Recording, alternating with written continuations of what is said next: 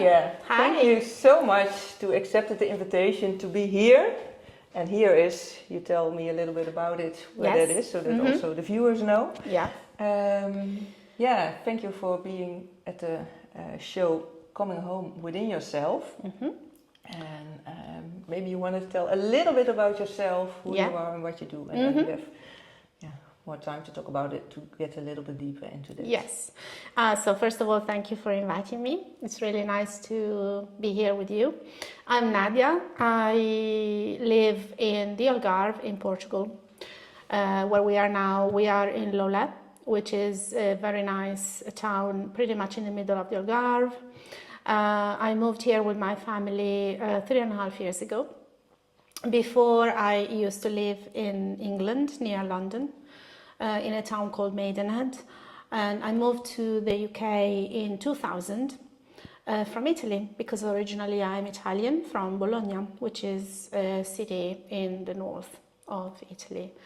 But to make been to a lot of places already. Yes, I've lived to a lot of places. When I decided to move to the UK from Italy, it was for business, because I got a very good job offer in the UK. So I decided to leave everything behind and move to the UK, thinking I'm gonna stay a couple of years max. But then I met my husband and I had a child. Life happened. And then life happened. Yeah. And then 2 years became 20 years. Okay, that's a little bit more. A little bit more, but I Yeah. had a great time. I loved it there. I made lots of friends. I had a very good job. I had a very nice career in communication, which I really liked. And yes. Okay, so that's a lot to get into later on. But the podcast, the show is Coming Home Within Yourself. So what I always ask also is, what do you feel about yourself with it, the team coming home within yourself? Do you feel at home with yourself at this point in your life? Yes, I think I do. Moving to Portugal was very much a very deep life choice for me and my family. At a moment where living in the UK changed into a different experience due to a lot of different changes in the country, COVID, and within myself as well. And you know, over two or 3 years, the UK didn't feel like as good as before. So something started to change in myself, and I didn't feel at home in that country anymore. So you made a decision not to stay, but to go elsewhere. Go elsewhere where I could be happier. And also in 2000, which was the year of the pandemic, I lost my father. He got ill, and I lost him in the space of 1 month. It was all very, very quick. And the dream of my father was to live by the sea. If all his life he said, oh, I wish I made the decision of moving somewhere by the sea when I was younger.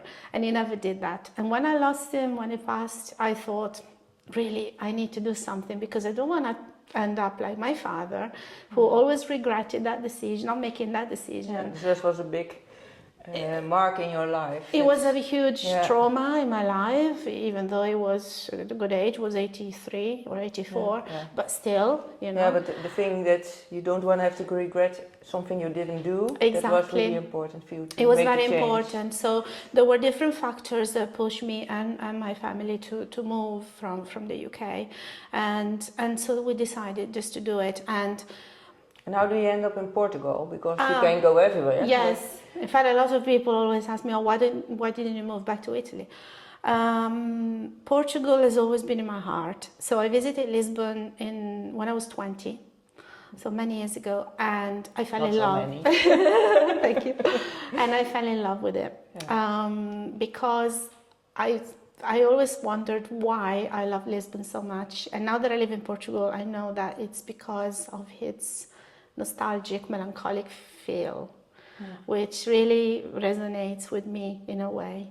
All these buildings and the sun and the blue sky and the general feel of the city. When I visited it the first time, I fell in love with it, and I thought, if there's one place where one day I wanna be, is here, Portugal. But that is then a decision, like I hear it, more from the heart than with the head, because a lot of people are saying, why don't you go back to Italy? Would be maybe, a normal choice to make because you're from there, but you listen to your heart from where I want to be. Exactly. Completely listen to my heart. Obviously, my husband and son, who was 16 when we moved here, they shared the same feeling. Yeah. It wasn't just me pushing Portugal. That's nice that you're at the same level, because otherwise it would be a little different story. Yeah. And so so we moved. We decided to take the plunge. We kept the house in the UK because we thought let's keep the house for a little bit of a plan B, so in case we regret it, we want to go back, we can go back. Yeah.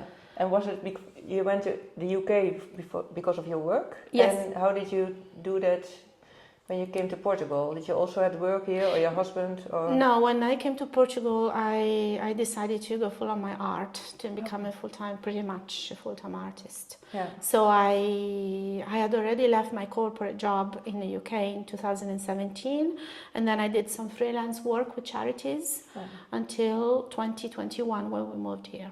Yeah. Mm-hmm. And zooming in on your working career, was it something where you're passionate about, or was it that, I'm good at it, so I just do that?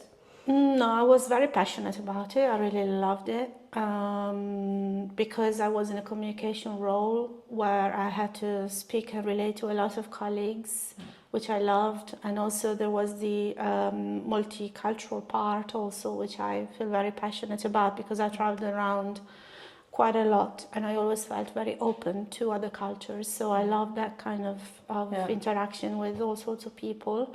And when I transitioned into the charity sector as a freelancer, I loved that even more because I had been wanting to go into a charity environment for many years because I wanted to make a difference. So I started working with small to medium charities, mainly as a fundraiser, which I really liked. Yeah. Okay. And then, you left your job, and I think also a lot of friends in the UK. Yes, can imagine. And that's probably the only thing I regret sometimes, because I left them behind, even though I still speak to many of my friends. Yeah, social media. And lots came here to visit, and I went in January. I went to London to see some of them. I do feel that I miss my friends, but I can manage. You've got a lot of other things for that instead. Yes. And with following your heart, that's really interesting. I think also, how do you do that? Was it something you learned from childhood? Were you stimulated by it, or did you learn it along your lifetime? I think I've always been a very introspective person. And a lot of my decisions have always been gut decisions, or the sixth sense. I don't know how you want to call it. I feel, when you say we got two brains, one is up here and one is here. I always felt I followed this brain quite a lot. But there's also something that I think most people who maybe see this or hear this think difficult, because you have to do a lot of things what other people think is good for you, or the environment of you thinks is good for you. And how do you stay with your gut feeling then? It's something you learn with experience, I think, because when you're younger you feel a lot more judged. At least I felt a lot more judged when I was younger, by family or work colleagues and myself, really. I think I set a lot of sort of rules to myself, things I had to do. I was telling myself, you can't do this, you need to do that. But I think with experience I learned to trust my judgment a lot more, and I think if I follow my instinct and heart in this, I'll be okay. And I think I'm right, because I'm still here. Yeah. Happy. And when you I'm still here. Zoom into that later on, but but you said I always felt my gut feeling also, because I think a lot of people lost contact with their what you call your second brain, because of being in a rat race and doing all kinds of things and have triggers all day long. Yes. How do you cope with that? I think the first good decision I made was to leave my corporate job. At some point, they offered voluntary redundancy in the UK, and I decided to take it. And it was 2017, and financially I could do it, and I thought I'm gonna do it because I felt that something had to change, and that was the first good decision. Then I decided to go into the charity third sector, and again I felt that was really what I wanted to do.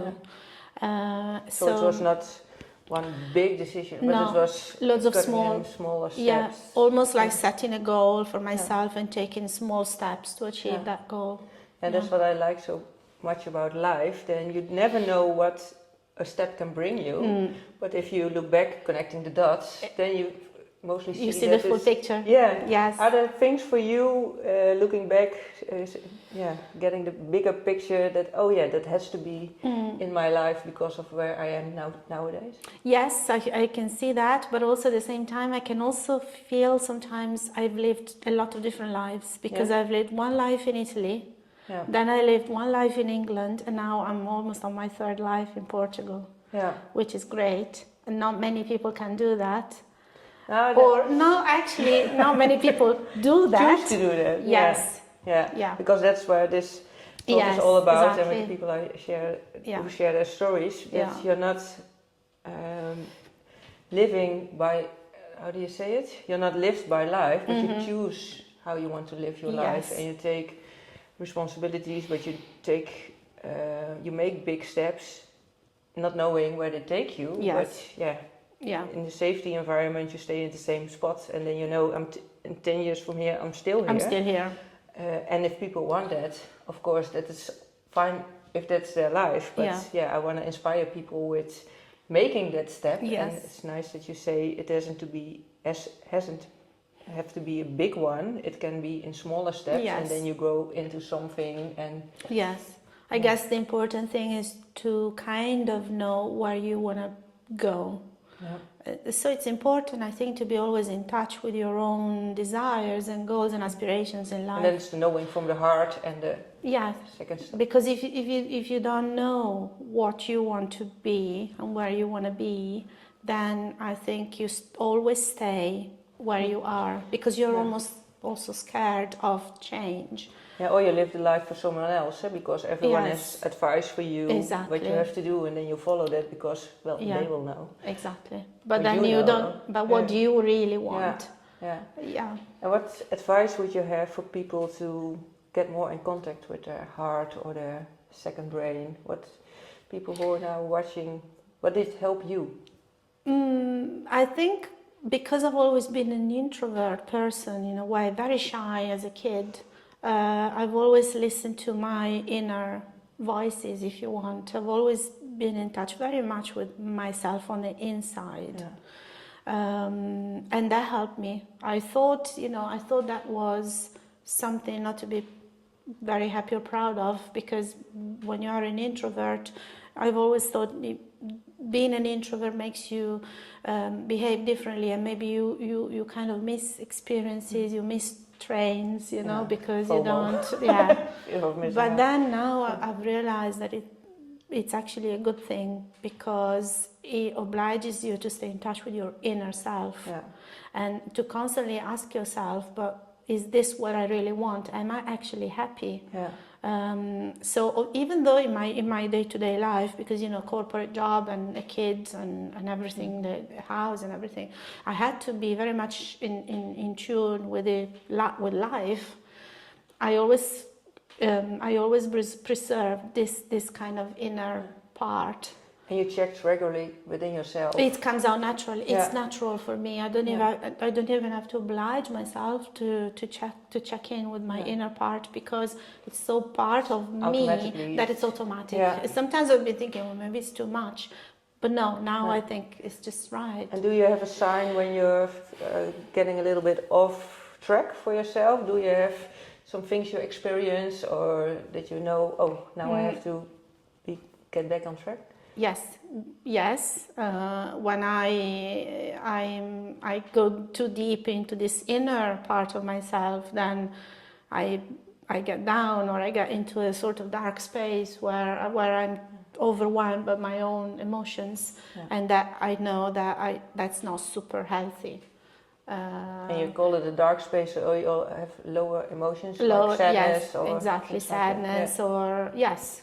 But that, and I know we're gonna talk about that. That helps a lot with my art, because my art comes from a space that's super hidden in myself. So you could say, the more desperate I am, the better I paint. You have to be in touch with that side. I need to be in touch to be with creative but there must be a balance. Yeah, not too long, too deep. Not too long, too deep. Okay. Yes. Yeah, and then you have some kind of warranty signal for yourself that, oh, now I have to be careful or step out of it. Yeah, when I feel really down some days, and I know that that's not good for me, so I need to oblige myself to go out, even just go out for a walk, or go out in the garden, look at things, we got lemons. Small things, watch a movie, do something else that can pull me up a little bit. And then you know for yourself what is right for you, what is the things that you need to lift yourself up again. Exactly. Yeah. Yes. And that's something that you are in control of yourself. Yeah. You signal, oh, I'm going down with my emotions, and you choose, I'm stepping out of it. Exactly. It's a form of self-awareness. Yeah. And that comes with experience as well. Yeah. I think when I was younger, I wasn't that self-aware.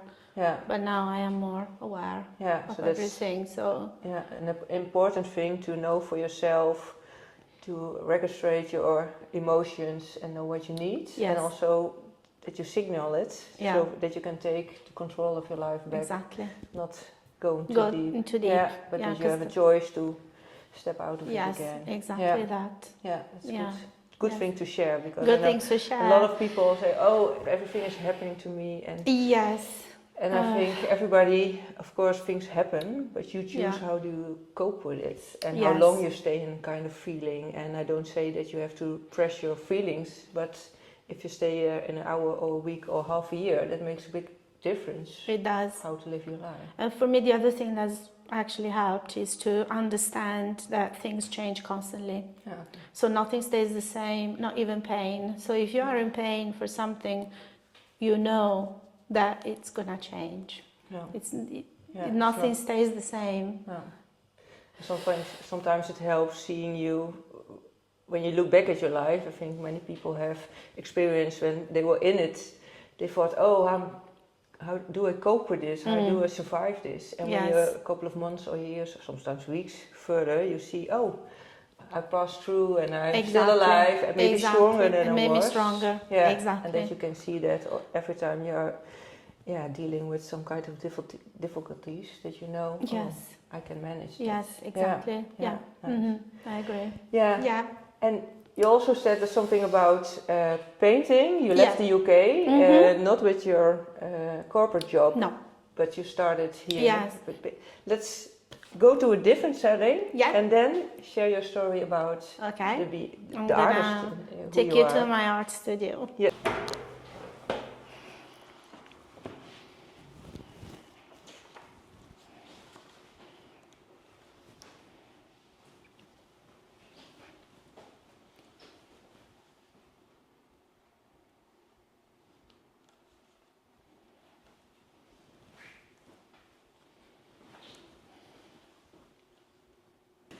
Okay, we are in a different area of your house. Will you please let people know and let me know where we are? Right, so we moved into this house about 6 months ago, and here we are in my studio, in my art studio, where I paint, I create, I read arty books and try to feel inspired.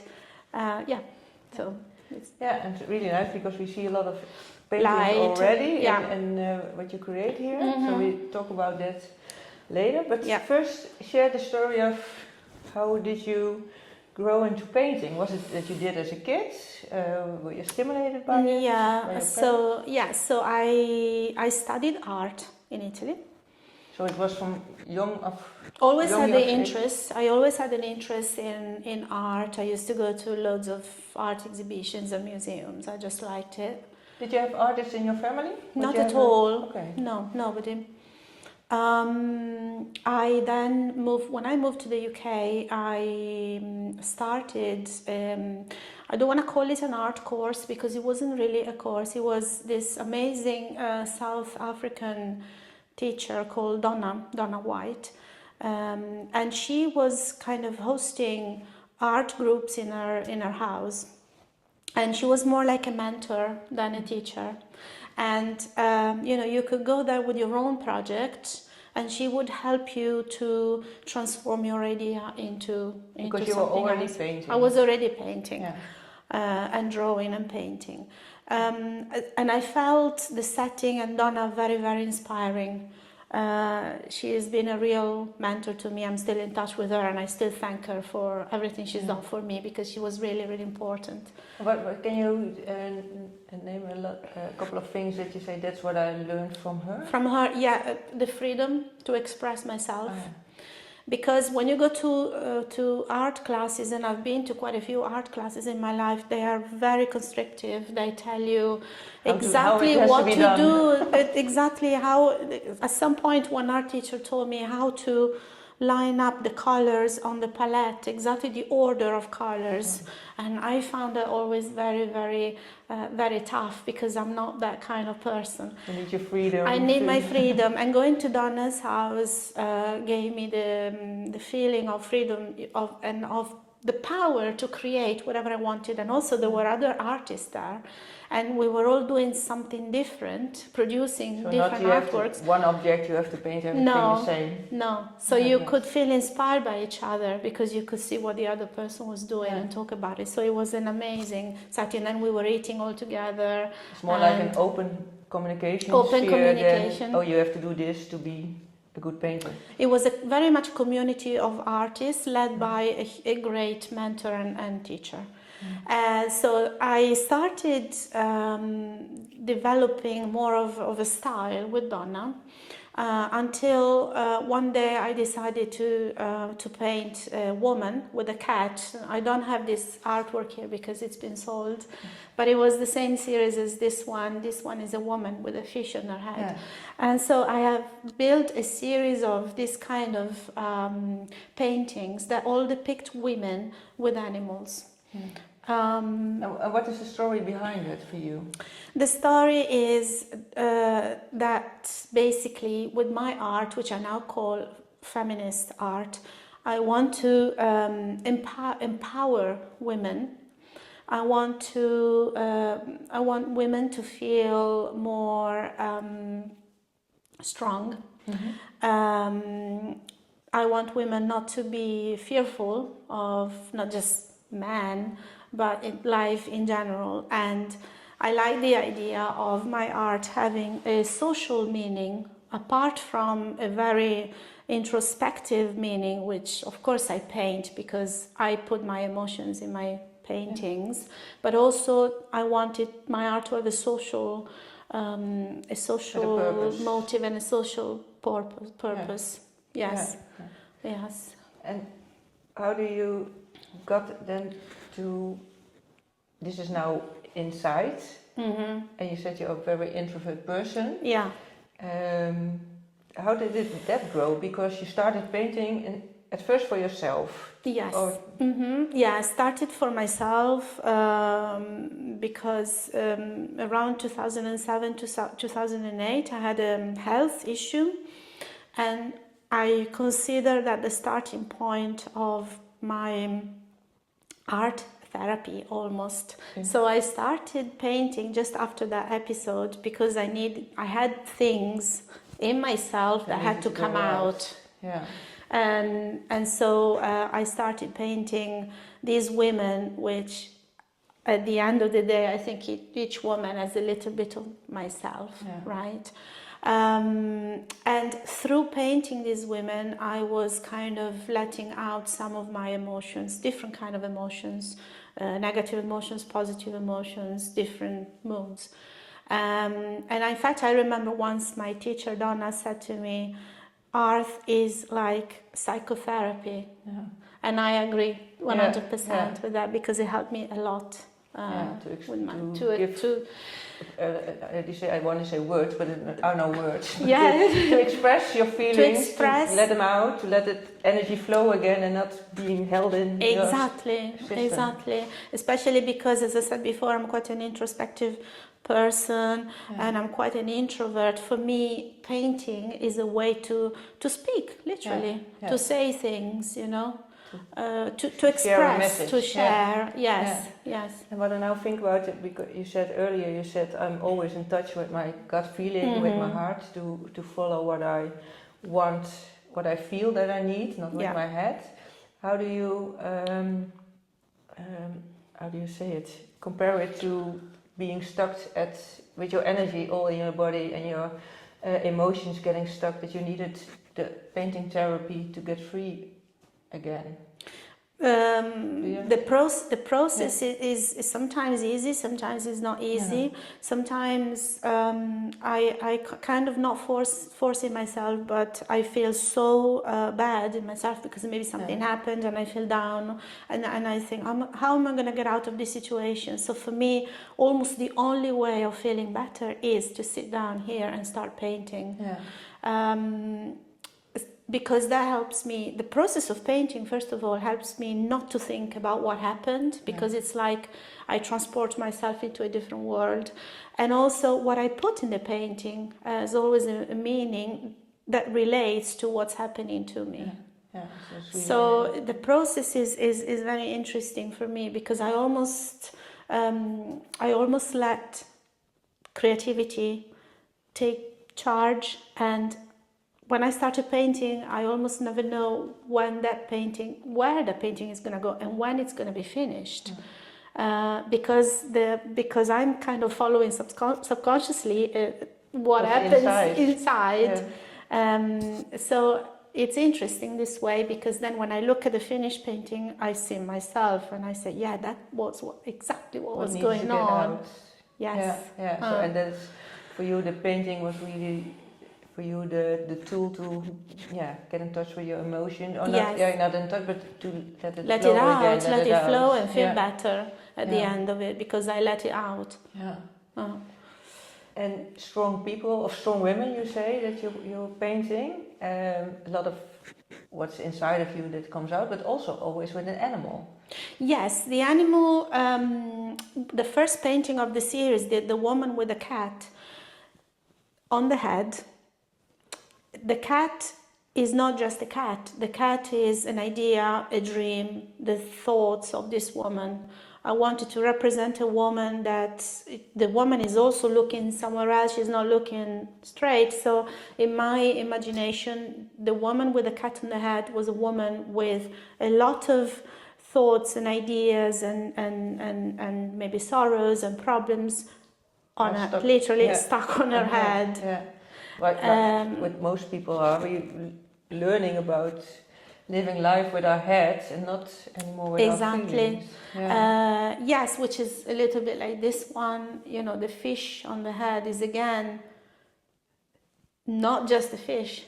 It's a symbolic thought or sorrow, and this woman is not particularly happy. Also, she's expressing a feeling of sorrow or sadness. This by the way, is also inspired by David Bowie, because I love David Bowie, so she's a very Bowie-esque woman.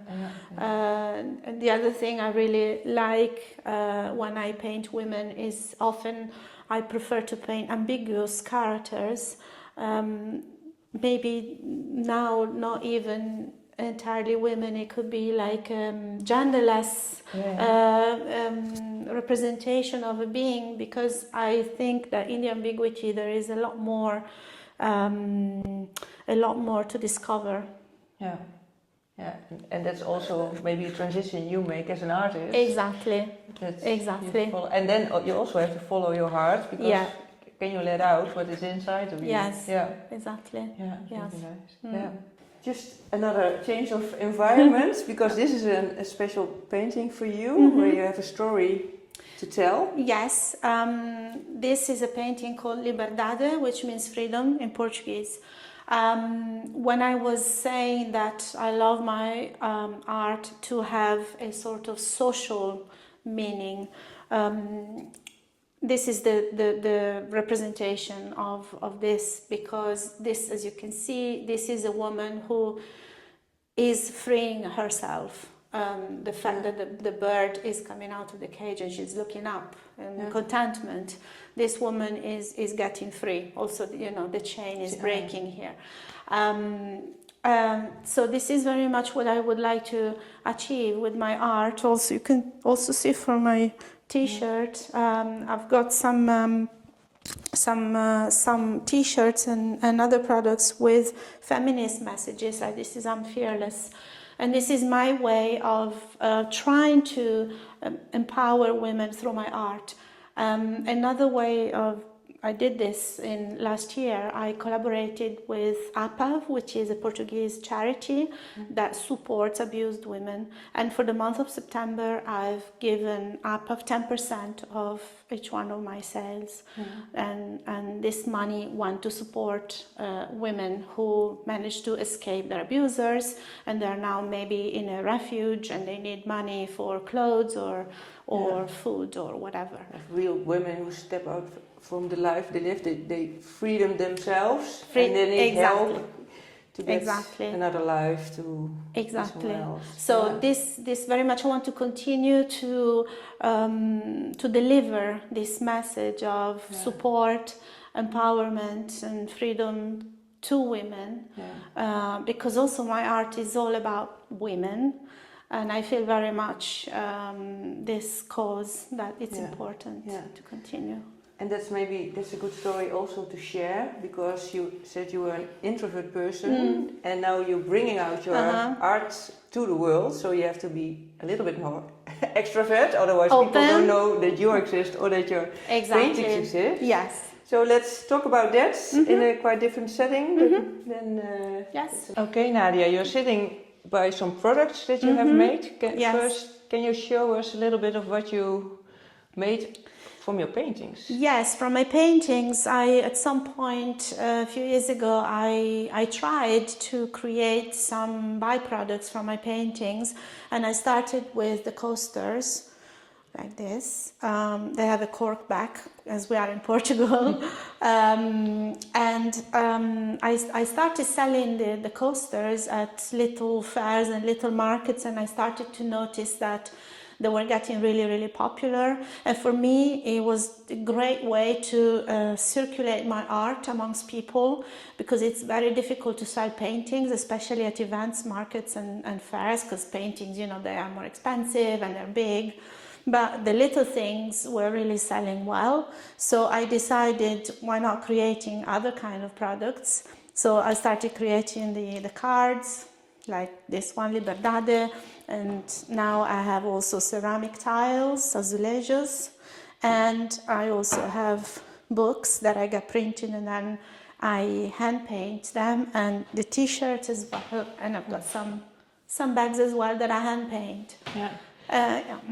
And that's something now, because you told us you're an introvert person, but to let people know that you make these paintings and for your message that you have for women to get empowered. What's your story in your development about that? Yes, so I'm shy, naturally shy, an introvert. So, you know, I've always thought my art can speak for itself. But then I started realizing that people want to meet the artist.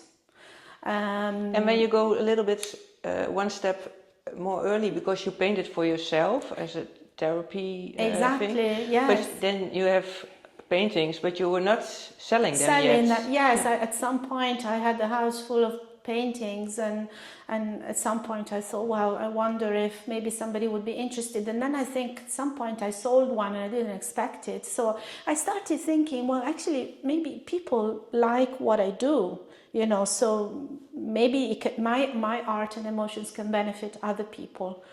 So I created the products with the images, and I started also putting myself out there a little bit more with markets. I spent last year, 2024, doing loads of markets here in the Algarve, and the response and feedback was amazing, which at the beginning it nearly intimidated me, because I wasn't too confident because I thought it was just something I was doing for myself, and I thought, oh, well, all these compliments, I don't really know how to take it. But then I think it's a question of getting used to it and confidence and believing in yourself and what you can do for other people.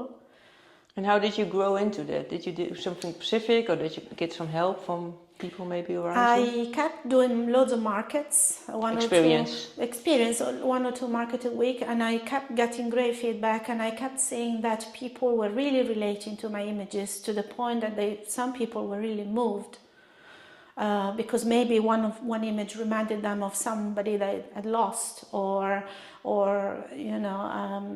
somebody they knew, or an experience they lived, and then we started talking, and maybe we lived some common experiences. So I realized slowly that my art wasn't just only mine, but it could be everyone's art, and that gave me a lot of pleasure and a lot of confidence.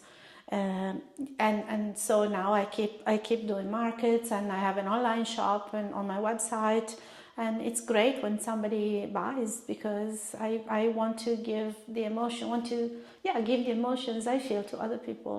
Yeah, and to empower them to living their life to the fullest, to break free. Free, especially for women. And as I was saying before, it was great that these t-shirts, I sold a few of these t-shirts to men for them to wear, not to give to their women. And for me, that was amazing, because I thought, if my message is reaching men, that's great, you know. Yeah, then you reach more people, not and only the right women. People, because the change has to come from men and women if we want to reach equality, equity, and the whole society needs to work for it. Yeah, and also men can have the same issues as women. Eh? Exactly. It's not gender. Yeah, we started the story here that this is now your atelier. Mm-hmm. But if you go back 10, 15, maybe even 5 years ago, did you thought of being at this point in your life, doing what you do? No, never. No. Sometimes I do wonder how I am here, because I'm living a life that I never thought. 5 years ago, I thought, I was being in the UK for the rest of my life, Yeah. And now everything is completely different. But every choice has its difficulties, I would say. Mm-hmm. It's a challenge. It's a challenge. It's a challenge. It's something you have to work for every day to make a life somewhere else. It's not something easy. I suppose almost for me the easier part was to leave the UK, decide to leave, and then when I arrived here, I realized this wasn't super easy, because you need to try and make it work. Yeah, because you left the UK without a job. Yes. So you had to have some confidence or believe in yourself, or that somewhere it would work. Exactly. So I would say to people that the choice is quite easy, provided that you've got a right financial environment to be able to do it. We could do it. We could take some risks, which is important to say, because this is not a choice you can make lightly, because it's completely different life in a completely different country that offers different things. Yeah. Different challenges, but also different opportunities. Exactly, different opportunities. Yeah. But you opened up for it, because you could also said, I go to Portugal or whatever country and I get another corporate job. Exactly. And that you didn't do. Yes, you could find work. You could. There are opportunities here to work. Yes, so it's really what you make of it. I think the important thing is that you keep an open mind. Mm-hmm. And also I think you had a strong calling of change, but also express yourself. Yes. Which was within yourself, not only for you and hang all your house full of paintings that you made, but also share it to the world, to step out of your comfort zone. Exactly. That's very true. Yes. Yeah. Yes. So what would you advise people who are now stuck in life or want to? I'm pointing over there because there's the painting with the woman with the cage with the bird. Yeah. What will your advice for people who are now watching and think they're stuck? I would advise them to really take a journey of introspection within themselves and try ask themselves what they really want from life. Because you don't want to be like my dad, who wanted to live by the sea and then he never made it. So I think ask yourself, am I happy now? And then be honest to yourself. Be honest with yourself. Take really time to look inwards because you're distracted by all kinds of things. Yes, exactly. Take your time. Take your time.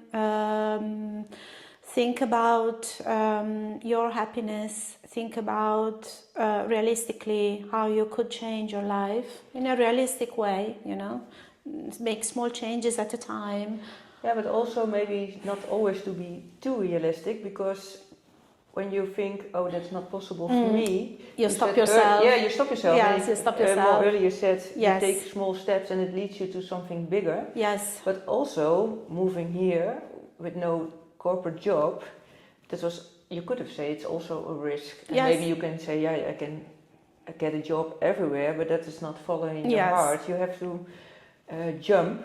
And you also have to be your own safety net, and with that I mean you have to believe in yourself and empower yourself. Yes. That you are the creator of your life. Exactly. And if you give away that control, then you live by the stories of others, because then you are not your main character of your own person, but the main character of a person in other stories. And maybe do like we did, that we left the door open in the UK. We kept the house for a couple of years because we thought if we hate it, if we don't make it, if something happens, we can go back. And I think that made us feel a lot better the first year or two.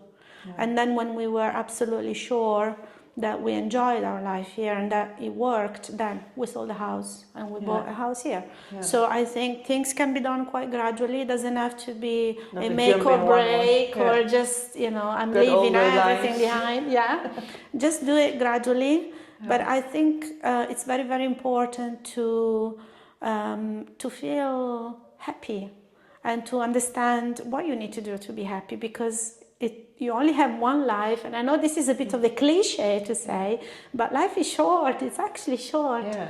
So, you need to live it at your best. Yeah, and I think it's never too late to change your own story. You always can make a decision, a small or a big one, but even the smallest decisions lead to another ending. Exactly. Because only if it's like a big ship, even if it's 1 or 2, 3 degrees of course, the whole direction changes. Yes, I absolutely agree. Yeah. Yes. And if you feel like I need help with that, or seek people in your surroundings that empower you, and not fill your head with stories about it's not possible or you're not going to make it. No, seek the person who empower you, who energize you, and that you can live your life to the fullest, I always say. Yes, and bear in mind that changes are uncomfortable and difficult at the beginning. Yeah. But then it pays back, Yeah, it's like a diamond. It's really pressed together, but after a couple of years, it's the most brightest thing you can hold. Then you'll feel better with yourself. Yeah. So that's my advice. Yeah. Thank you so much for sharing your story and your paintings and everything you do. It's been really nice. Yeah, for the people who are watching this, or for the people who listen, just go to the YouTube channel, because then you also see the paintings. And I will, in the show notes, I will put your Instagram account and your website, and where you can buy your things, because it's really nice to thank you so much. To show. And for the people who live around Silves or in the south of Portugal, the Algarve, then maybe you can put out some, I'll also put it in the show notes, where they can see your work and buy it on the markets. And soon the market season will start, so you can find me in different markets, in particular in Tavira. and other places around the Algarve. I'll be there, but also, you know, come to my studio or go on my website. Yeah, call me, write to me. Yeah, I want to hear from you. Contact. Follow her on Instagram. Follow me. And share the story. If you share think the story. Yes. If you think there's anyone else, even if it's one person who has to hear the story or see the paintings, please share the YouTube video or the episode from the Spotify or Apple podcast, because the more people hear and see this, the more people get inspired and can also maybe make a change in their lives. Maybe make a change. Yes. Yeah. Yes. Thank you. Thank you for watching. Thank you. Bye-bye. Bye.